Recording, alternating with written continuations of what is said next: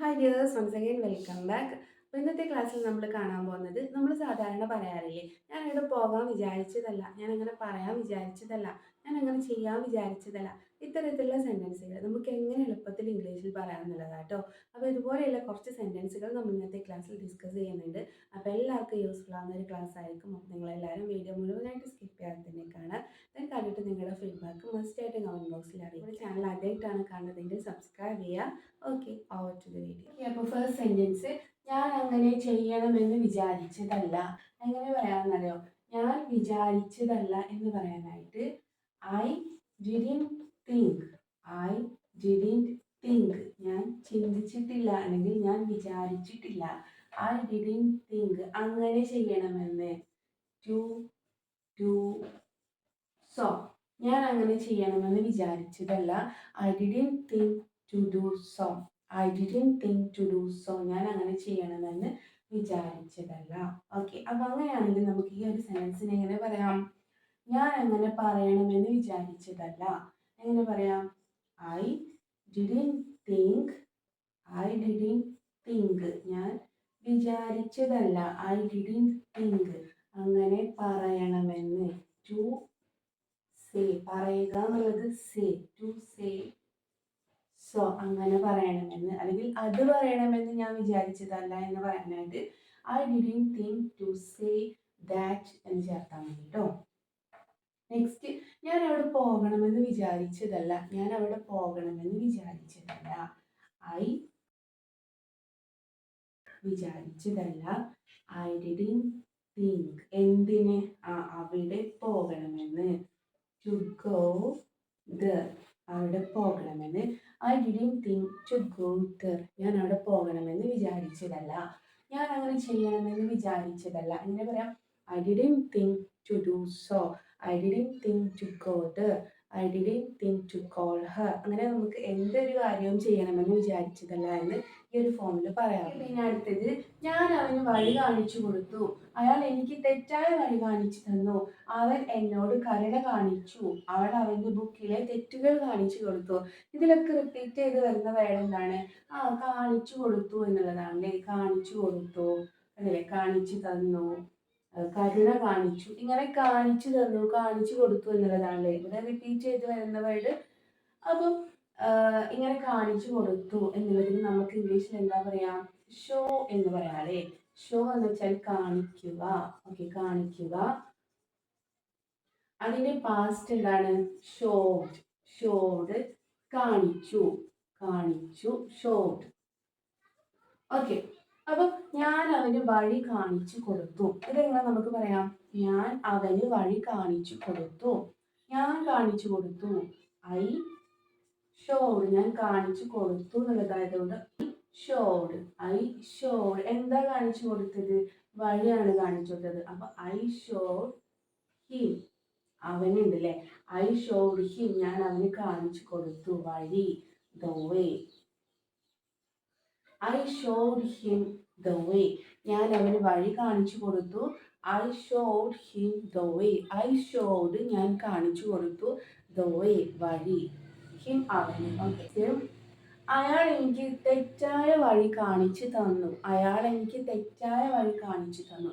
അപ്പൊ ഇവിടെ അയാളാണ് കാണിച്ചു തന്നത്. അപ്പൊ ഹി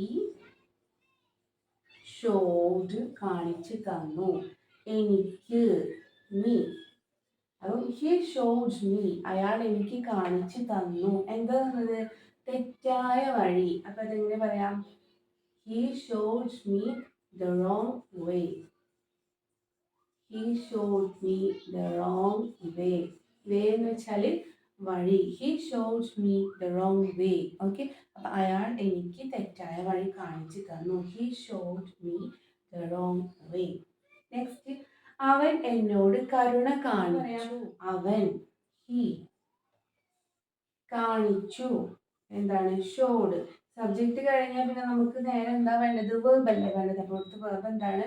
കാണിക്കുക എന്നുള്ളതാണ് ഷോഡ്. ഹി ഷോഡ്, അവൻ കാണിച്ചു തന്നു. എന്നോട് അല്ലെങ്കിൽ എനിക്ക് എന്ത്? മേഴ്സി, ദയ. Okay, he showed me mercy, ദയ അല്ലെങ്കിൽ കരുണ. ഓക്കെ, അവൻ എന്നോട് കരുണ കാണിച്ചു.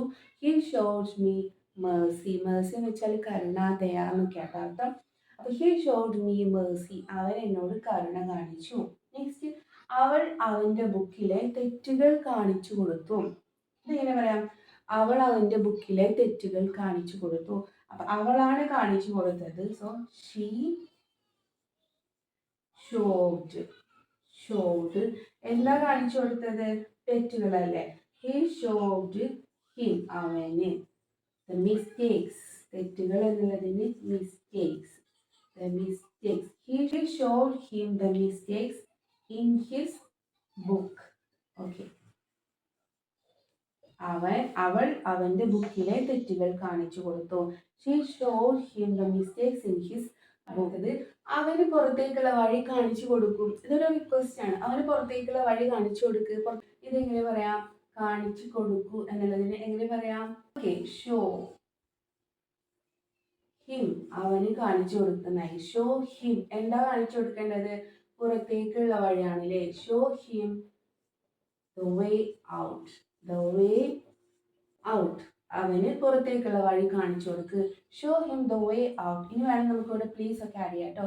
Please show him the way out, അവന് പുറത്തേക്കുള്ള വഴി കാണിച്ചു കൊടുക്ക്. ഓക്കെ, ക്ലിയർ ആയല്ലോ. നെക്സ്റ്റ്, പാമ്പിനെ കണ്ടപ്പോൾ അവന് ധൈര്യം കാണിച്ചു. പാമ്പിനെ കണ്ടപ്പോൾ അവൻ ധൈര്യം കാണിച്ചു. ഇതെങ്ങനെ നമുക്ക് ഇംഗ്ലീഷിൽ പറയാം? അവൻ ധൈര്യം കാണിച്ചു എന്നുള്ളതാണ് കേട്ടോ ആദ്യം. ഓക്കെ, അവൻ ധൈര്യം കാണിച്ചു. എങ്ങനെ പറയാം? ഹി ഷോഡ്, അവൻ കാണിച്ചു എന്ത്? ധൈര്യം. ധൈര്യം എന്നുള്ളതിന് ഇംഗ്ലീഷിൽ എന്താ പറയാ?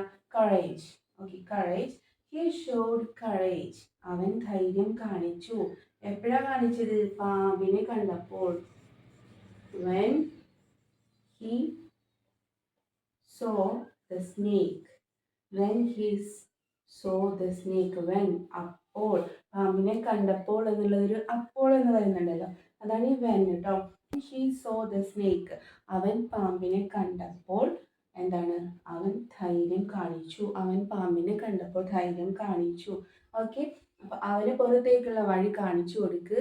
Show him the way out. Okay, ഇനി അകത്തേക്കുള്ള വഴി കാണിച്ചു കൊടുക്കുക എന്നാണ് പറയുമെങ്കിൽ എങ്ങനെ പറയാം?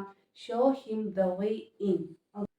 നെക്സ്റ്റ്, പാമ്പിനെ കണ്ടപ്പോൾ അവൻ ധൈര്യം കാണിച്ചു. ഹി ഷോഡ്, അവൻ കാണിച്ചു. കറേജ്, ധൈര്യം. When he so the snake, അവൻ പാമ്പിനെ കണ്ടപ്പോൾ. ഓക്കെ, ക്ലിയർ ആയല്ലോ. ഓക്കെ, അപ്പോൾ ഇത്രയേ ഉള്ളൂ ഇന്നത്തെ ക്ലാസ്. അപ്പോൾ എല്ലാവർക്കും യൂസ്ഫുൾ ആണെന്ന് വിചാരിക്കുന്നു. അപ്പോൾ എന്തായാലും നിങ്ങൾ ഇതുപോലെ പറഞ്ഞ് പ്രാക്ടീസ് ചെയ്യുക. തീർച്ചയായിട്ടും നമുക്ക് നമ്മുടെ ലാംഗ്വേജ് ഇമ്പ്രൂവ് ചെയ്യാനായിട്ട് പറ്റും. നമ്മളൊരു സെൻറ്റൻസ് പറയാം, അതിന് പല വ്യത്യസ്ത രീതിയിലായിട്ടാണ് നമ്മൾ പറഞ്ഞു നോക്കുക കേട്ടോ. ഒരു വേർഡ് വെച്ചിട്ട് നമ്മൾ കുറേ സെൻറ്റൻസുകൾ, കുറേ ക്വസ്റ്റ്യൻസുകൾ ഉണ്ടാക്കി നോക്കുക. തീർച്ചയായിട്ടും നമ്മുടെ ലാംഗ്വേജ് നമുക്ക് ഇമ്പ്രൂവ് ചെയ്യാനായിട്ട് പറ്റും. ഇന്നത്തെ ക്ലാസ് നമ്മുടെ വൈൻഡപ്പ് ചെയ്യുന്നു. അപ്പോൾ ക്ലാസ്സിനെ കുറിച്ചുള്ള നിങ്ങളുടെ അഭിപ്രായങ്ങളും നിർദ്ദേശങ്ങളൊക്കെ തന്നെ നിങ്ങൾ കമൻറ്റ് ബോക്സിൽ അറിയിക്കുക. So let's wind up our class, and if you find this class useful, like, share, comment and subscribe. See you on another video. Until then, take care. Bye bye. Thank you.